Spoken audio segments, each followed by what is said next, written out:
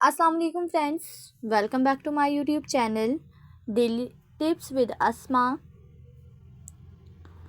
आज की इस वीडियो में हम आपको बताने वाले हैं हुरी नाम के बारे में अनोखी और दिलचस्प मालूमात। हुरी नाम का शुमार लड़कियों के नामों में होता है। हुरी एक इस्लामी नाम है।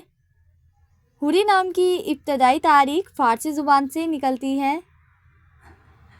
हुरी नाम की लड़कियों के लिए खुशकिस्मत नंबर 8 माना जाता है।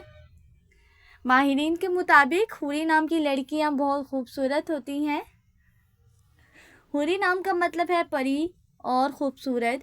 हुरी नाम की लड़कियों के लिए खुशकिस्मत दिनों में जुम्मा और हफ्ते का दिन शामिल है। हुरी नाम के अफराद के लिए मुवाफिक रंगों में नीला, काला और बनफशी रंग शामिल हैं। हुरी नाम के अफराद के लिए मुवाफिक पत्थरों में नीलम पत्थर शामिल है। खुशकिस्मती वाली धातों में हिंसों के हिसाब से लोहा शामिल है। फ्रेंड्स, अगर आप अपने नाम का मतलब जानना चाहते हैं तो कमेंट बॉक्स में अपना नाम लिखें। इंशाल्लाह हम आपके नाम की वीडियो ज़रूर बनाएंगे। Thanks for watching. अल्लाह हाफिज़।